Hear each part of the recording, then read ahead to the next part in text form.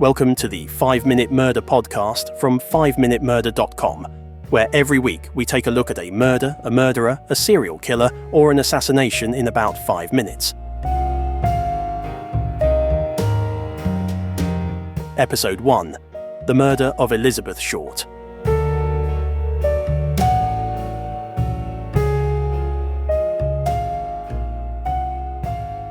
The murder of Elizabeth Short, better known by the nickname the Black Dahlia, is one of the most infamous and enduring mysteries in American history.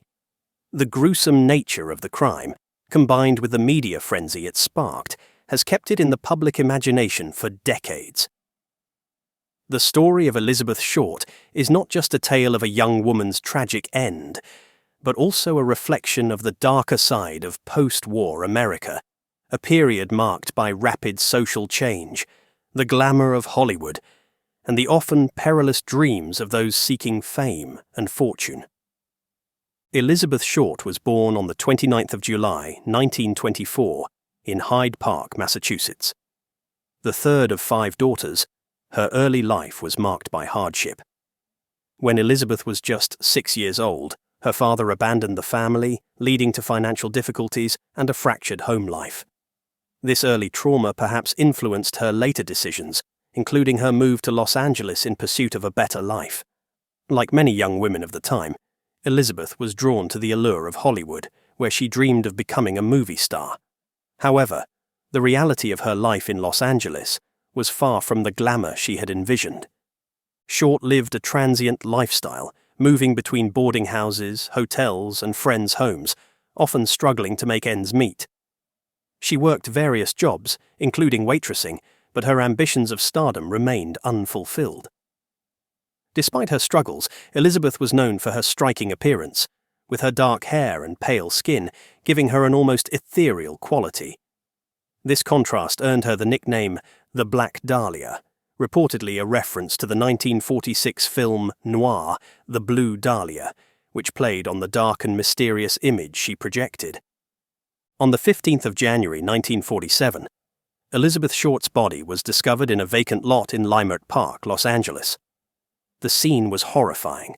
Her body had been severed at the waist, and the two halves were posed with macabre precision. Her face had been slashed from the corners of her mouth to her ears, creating a grotesque Glasgow smile. There were also signs of torture, suggesting that Elizabeth had suffered immensely before her death. The sheer brutality of the murder, coupled with the bizarre nature of the crime scene, shocked both the police and the public. The Los Angeles Police Department, LAPD, launched one of the largest investigations in its history, with hundreds of officers assigned to the case. However, despite their efforts, the investigation was plagued by difficulties from the outset. The crime scene had been compromised by curious onlookers, and the lack of physical evidence made it challenging to establish a clear line of inquiry. The police received numerous tips and confessions, many of which were from attention seekers or individuals with mental health issues, leading to a series of dead ends. The media quickly latched onto the story, sensationalizing every detail of Elizabeth Short's life and death. Newspapers dubbed her the Black Dahlia and painted her as a femme fatale, a mysterious and tragic figure who had met a grisly end. This portrayal was far from the reality of Elizabeth's life, but it fueled public interest in the case and added to the mythos surrounding her murder. The press coverage was relentless, with daily updates and lurid headlines keeping the case in the spotlight. One of the most enduring aspects of the Black Dahlia case is the myriad of theories that have emerged over the years.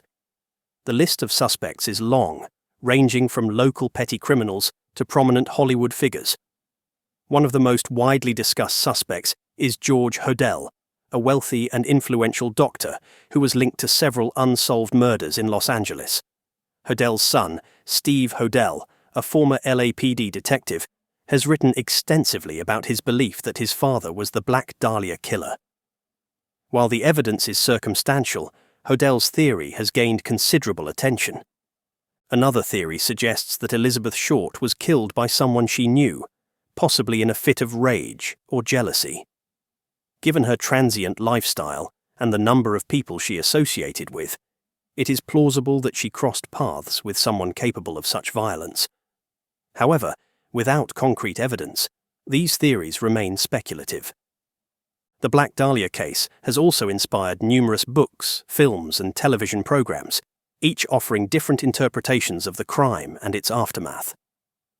The case's enduring appeal lies not only in the horrific nature of the murder, but also in its connection to the golden age of Hollywood, a time when the city was both a symbol of glamour and a breeding ground for dark and sinister forces.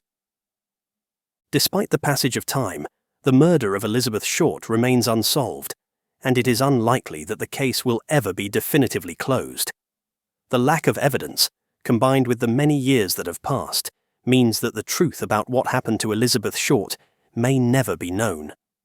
Her tragic story serves as a cautionary tale about the dangers of chasing dreams in a city that can be as ruthless as it is alluring. Elizabeth Short's life and death continue to fascinate and horrify in equal measure. The Black Dahlia case is a stark reminder of the violence that can lurk beneath the surface of society, and of the human cost of fame and notoriety. Elizabeth Short may never have achieved the stardom she sought in life, but in death, she became a legend, one whose story will be told for generations to come.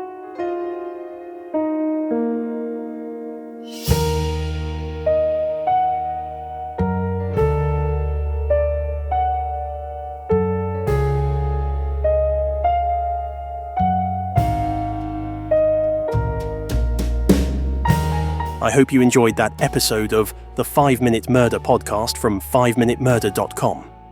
If you get a chance, please leave a review wherever you get your podcasts, as it will help us to grow. Also, why not check out our other 5-minute podcasts, 5-Minute Biographies, 5-Minute History, and 5-Minute Mysteries. Thanks for listening, and I'll see you next week.